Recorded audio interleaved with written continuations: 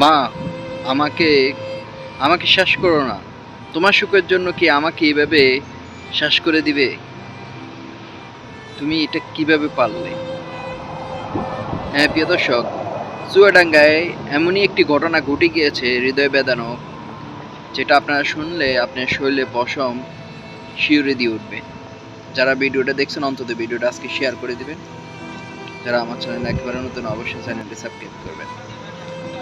নিজের সুখের জন্য পপি আক্তার নিজের সুখের জন্য তার মেয়েকে মাইশা 7 বছর বয়সী তাকে দুনিয়া থেকে বিদায় করে দিয়েছেন। শুধু তাই নয়, নিজে বিয়ে করবে, বিয়ে করার জন্য যে এদিকেও সুখ পাচ্ছে না ওইদিকেও সুখ পাচ্ছে না, সেই এমনই একটি নাটক সাজিয়েছে যে দুনিয়া থেকে বিদায় করে দিয়ে মাইশাকে, তার নিজের সন্তানকে সেই ওই চার্জারের তারটা পেঁচিয়ে রেখেছে যে বিদ্যুৎ স্পষ্ট হয়ে এসে গিয়েছে এই দুনিয়া ছেড়ে, কিন্তু শেষ রক্ষার হলো না। হ্যাঁ প্রিয় দর্শক, চুয়াডাঙ্গা ঘটনা মূল ঘটনায় আসি। এই পপি আক্তার পপির আগে একটি বিয়ে হয়েছে। বিয়েতে এই মায়েশা হয়েছে। মায়েশা তার বাবার সাথে যায়নি, বাবার সাথে না গিয়ে মায়ের সাথে ছিল। একজন সন্তান, একজন শিশু তার মায়ের কোলে নিরাপদ, মায়ের কোলে আশ্রয় নেয়। মাই হচ্ছে শেষ ভরসা। কারণ সেজন্যই বাবার কাছে না গিয়ে, বাবার সাথে না গিয়ে মায়েশা মার সাথে এসেছে, মার সাথে থেকেছে। কিন্তু এই মা তো নিজের সুখের জন্য যে এতটুকু নিচে নামতে পারবে সেটা কল্পনা বাইরে। নিজে চিন্তা করলো যে স্বামীর প্রথম স্বামী ভালোবাসা পেলাম না, এখন বিয়ে করতে হলে এই মায়েকে, এ হচ্ছে আমার আপদ, একে বিদায় করতে হবে। তাহলে আমি বিয়ে করতে পারবো, সংসার করতে পারবো, নিজের জীবনটা করতে পারবো। আমি বলবো পপি, তুমি বিয়ে করবে, সুখে থাকবে, কিন্তু আরেকটি সমাধান ছিল, এটা সমাধান নয়।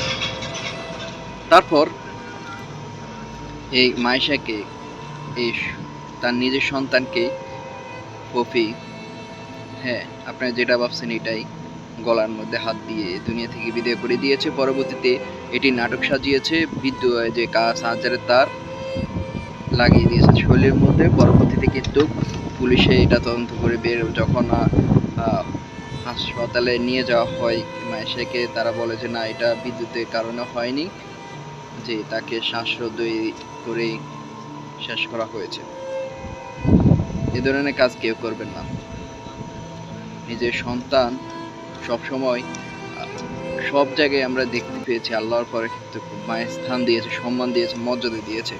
কারণ মা শেষ ভরসা। কিন্তু কখনো সন্তান যদি কখনো কোনো কিছু হয়, মানে বিপদে, বাবা মায়ের কোলে আশ্রয় নেয়, মার কোলটাই নিরাপদ ভাবে।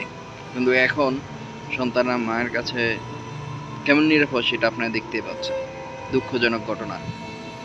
আর এই ফকির কেমন শাস্তি যাচ্ছেন। এই ধরনের কাজ কেউ করবেন না নিজের সুখের জন্য। সবকিছুর কিছু একটি সমাধান আছে, এটা কোনো সমাধান নয়। চুয়াডাঙ্গার ঘটনা।